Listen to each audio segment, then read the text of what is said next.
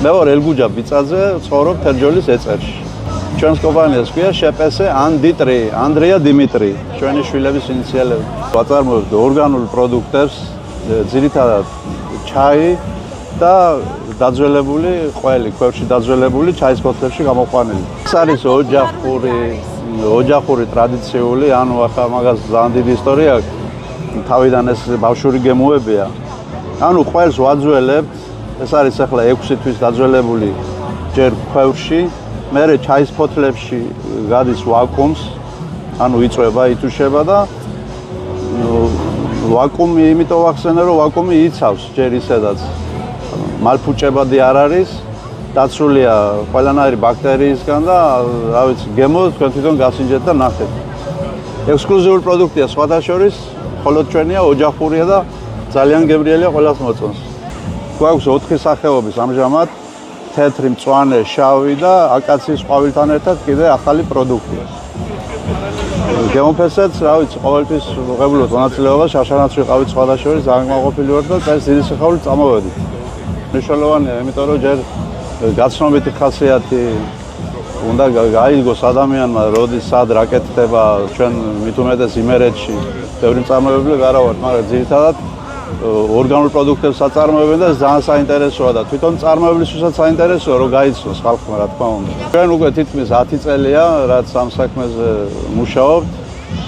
ბევრი შრომის პასად, ბევრი მოთმინების, რა ვიცი, მაგრამ მიზანს მივახციეთ ასე თუ ისე. რეალიზაცია სად ახერხებთ თქვენი პროდუქტის? ძირითადად საქართველოში მაღაზიებში არ არის ჯერ წარმოდგენილი, იმიტომ რომ რაოდენობა არის ძალიან ცოტა. არის თბილისის ჩაის მუზეუმში ჩვენი პროდუქტი. ტაბიძის ქუჩაზე.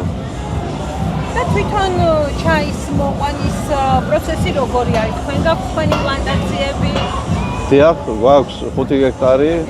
რა თქმა უნდა, ეს ჩაისთვის ბევრი არ არის, მაგრამ მაყოფილი გვყავს ჩვენი სამეზობლოც, მეგობრებიც, დასაქმებული ვართ, ვერთობით, ბუნებაში ვართ, არ გვეზარება და რა ვიცი. თავარია, თან მით უმეტეს ახლა ჩვენი წარმატება იყო, რომ თასის მფლობელია ჩვენი პროდუქტი, საქართველოს თასი ავიღეთ. შარშან და ამან უფრო мотиваცია მოგცა, რა თქმა უნდა და გვიხარია, რა ვიცი. საერთოდ სამწუხაროა ის ფაქტი, რომ 90-იანი წლების მერე ჩაის კულტურა მოკვდა, ასე რომ იტყვიან და ახლა ჩვენ რაც ვახერხეთ და გადავარჩინეთ, უფრო ნელ-ნელა ვცდილობთ, რომ მართლა გავაცოცხლოთ ეს ყველაფერი.